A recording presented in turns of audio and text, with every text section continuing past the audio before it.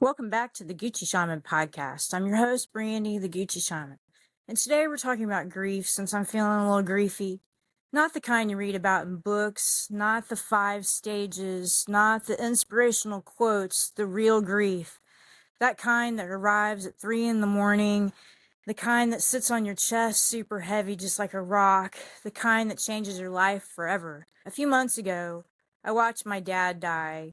And if you've ever sat beside someone you love as they leave this world, then you know there are no words big enough to describe that experience. Death is both ordinary and extraordinary. Every living thing will die. Yet somehow when it happens to someone we love, it feels impossible. And one moment they're here, and the next moment the entire architecture of your life is changed. People often ask, how long does grief last? The answer is simple: as long as love lasts. Because grief is not something separate from love. Grief is love. It's love with nowhere to go. We grieve because someone mattered. We grieve because our hearts formed a bond that doesn't disappear simply because the physical body is gone.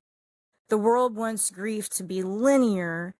It wants us to move through in a neat little package with a destination called acceptance. But grief doesn't work that way. Some days you feel strong. Some days you laugh. Some days you think you're healing. Then a song comes on the radio. You smell a familiar cologne. You find an old photograph and suddenly you're crying in the grocery store aisle. That isn't failure. That's grief doing what grief does. It moves through us like an ocean. It comes in like waves. Some waves are gentle. Some knock you completely off your feet. The spiritual traditions I've studied teach that death is not an ending. It is a transition, a doorway, a return. Different cultures call it different things. They call it spirit, source. I grew up calling it heaven, the great mystery. But almost every single spiritual tradition agrees on one thing: love survives. Energy changes form, but it never disappears. And while I can't prove what happens after death, I can tell you what I've experienced. I still feel my father's presence, not every day, not every moment, but sometimes. A memory appears out of nowhere, a bird lands nearby, a feeling washes over me, and just for a moment I know he's not gone. Not really. The relationship has definitely changed, but the connection remains. One of the hardest parts of grief isn't losing the person, it's becoming the person who survives them. Nobody talks about that. Nobody tells you that after death there are forms to fill out, accounts to close, probate court, family dynamics, and other responsibilities, that you don't just lose someone, you inherit a new version of your life. And sometimes that feels pretty dadgum overwhelming. Sometimes grief becomes a full-time job, and if you're listening today and you're grieving someone you love, I want you to hear this.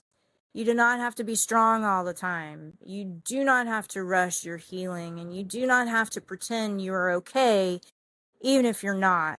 You're allowed to miss them. You're allowed to cry. You are allowed to laugh, and you're allowed to keep living.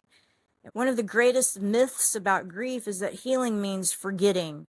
It doesn't. Healing means remembering without breaking apart every time. Healing means carrying their love forward. Healing means allowing their story to continue through you. Maybe that's the real purpose of grief.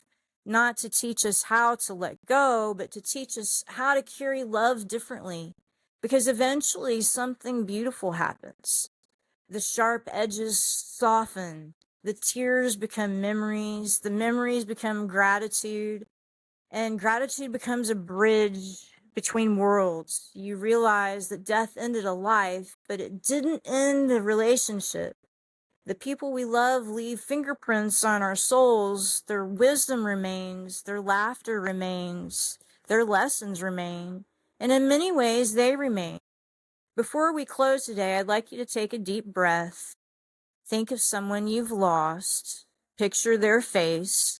Remember a moment that made you smile, and silently say, thank you. Thank you for loving me. Thank you for teaching me. Thank you for walking through this life with me.